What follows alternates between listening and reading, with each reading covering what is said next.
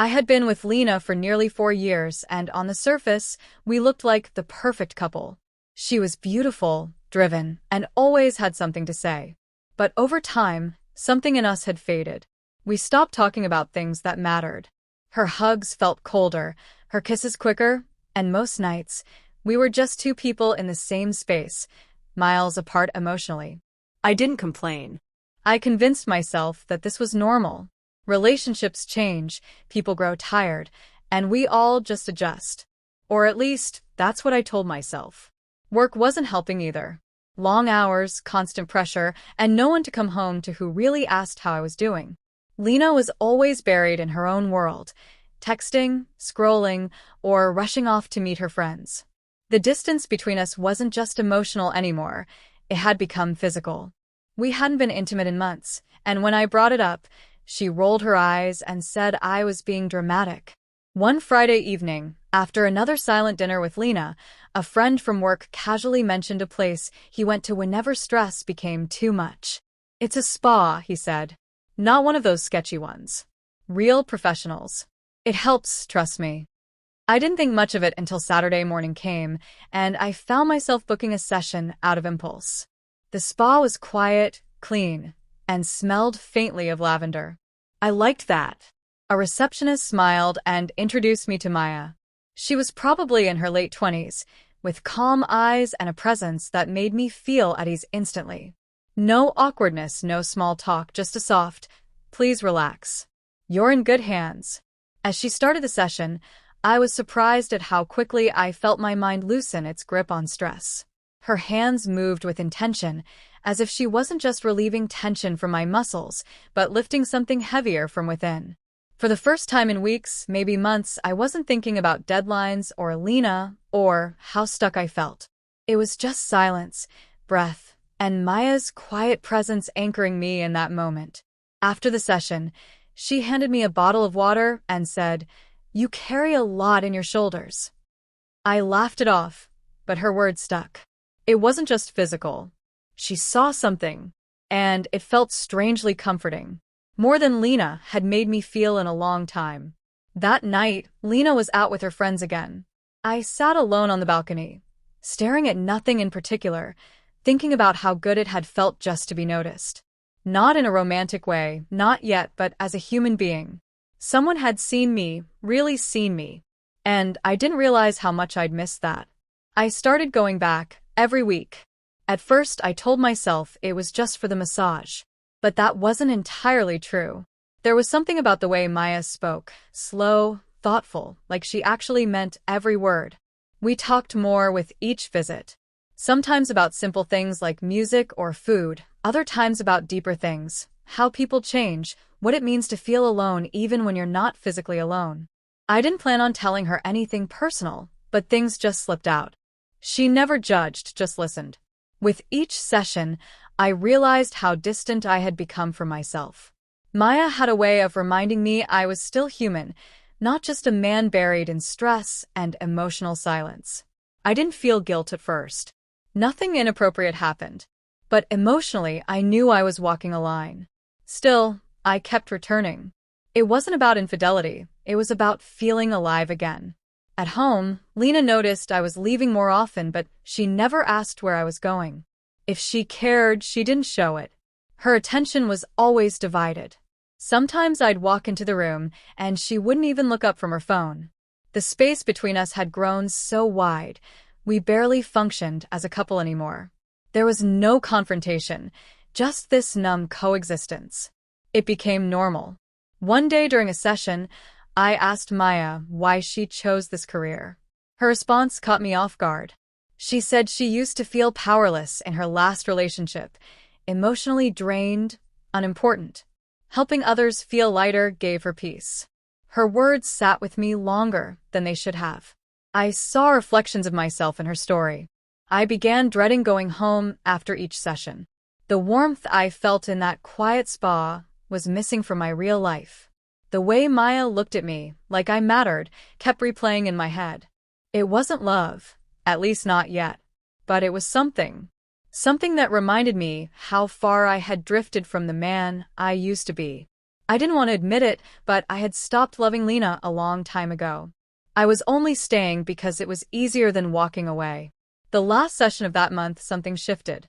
As she handed me my usual bottle of water, her hand brushed mine.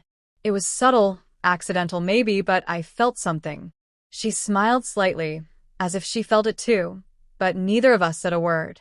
That small moment held more meaning than anything Lina and I had shared in months. That night, I lay awake thinking about Maya. Not just her hands or her voice, but her presence, steady, gentle, real. I wasn't looking for anything when I first met her. I just wanted peace.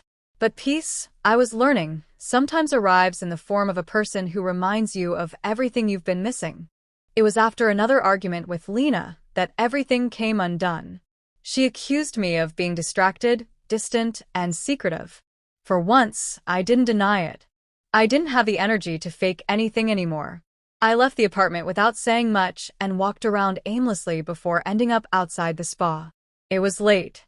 The lights were dim, and I knew they'd be closing, but I went in anyway. Maya was there, locking up. She looked surprised, but didn't turn me away. We sat in the lobby, silent at first. I told her things I hadn't even admitted to myself. That I was stuck in a relationship that had turned into routine. That I couldn't remember the last time I felt wanted. That being around her was the only time I felt seen. She didn't interrupt or offer solutions. She just listened. Her calm was disarming. I don't know who leaned in first, but suddenly our faces were too close. I kissed her. It was slow, uncertain, not filled with lust, but something far more vulnerable. She pulled back gently, eyes steady, and said, "You're not free." The words hit hard. She wasn't wrong. And yet, something had been set in motion that couldn't be undone. I left without asking for another session. That night, I stared at the ceiling in the dark, the silence next to Lina heavier than ever. The next morning, I tried to tell her the truth. Before I could say a word, she looked at me and said flatly, "I've been seeing someone else too." Just like that. No drama, no emotion. Just facts. We had both drifted so far that betrayal didn't even sting anymore. It just confirmed what we already knew. There was no big fight, no tears. Just a quiet end to something that had been dead for a while. I packed a few things and left. She didn't stop me. I didn't expect her to. I didn't go back to Maya right away. I needed space to understand what I was feeling. Was it just loneliness that brought me to her, or something real? I replayed everything in my mind. Her words, her silence, the look in her eyes. She hadn't tried to pull me in. If anything, she had held back. The betrayal didn't come from a single kiss or her presence in my life. It came from pretending that Lina and I were still something we weren't. We had both betrayed each other long before anyone else was involved. The difference was I met someone who forced me to confront it. I thought about writing Maya, calling her, saying something, but I didn't. Not yet. Because if I was going to reach out again, it had to come from clarity, not confusion. I owed her at least that. And I owed myself the truth I had avoided for far too long. Weeks passed. I moved into a small place on the edge of town, nothing fancy, just quiet. The silence, at first, was deafening. No sound of Lina pacing, no arguments hanging in the air, just my own thoughts echoing off the walls. But over time, that silence became something else, space to think, to heal, to remember who I was before everything blurred into obligation. I focused on work, kept to myself, and avoided the spa, even though it was never far from my mind. Maya hadn't reached out, and I respected that. She hadn't made any promises or demands. She had only given me presence, something real in a time when everything else had felt fake. I didn't know what I wanted to say to her anymore. A part of me feared it was too late, that maybe what we had was just a moment, not something meant to last. One Friday evening, I passed by the spa without intending to. The lights were on. My heart moved faster than my feet. I walked in. Maya was there, and when our eyes met, she didn't look surprised. She didn't smile either, just watched me quietly, waiting. I told her everything. That Lina and I were over.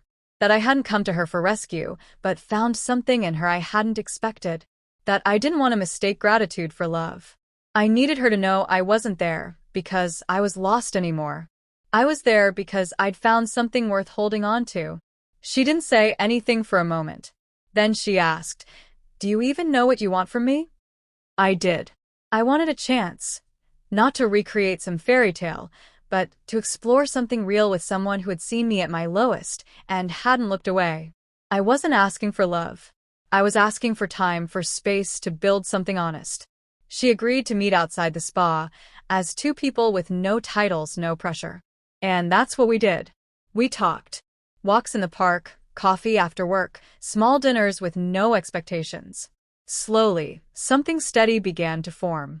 There were no grand gestures, just quiet moments filled with attention. Every touch, every word, was intentional. Nothing forced. For the first time in years, I wasn't pretending. I wasn't performing. I was just there, present, open. Maya didn't try to fix me. She didn't need me to be anything other than who I was. And in that space, something beautiful happened. We grew, not into obsession, not into need, but into understanding. The past remained the past. Lina and I never spoke again. There was no closure conversation, no dramatic ending. Just a shared silence that said everything. We had both betrayed each other long before other people came into the picture. But in the end, that betrayal led me to truth, to the realization that love isn't about staying for the sake of staying. It's about choosing, every day, someone who chooses you too. And this time, I wasn't choosing out of fear or routine. I was choosing because I finally understood what it meant to be truly seen.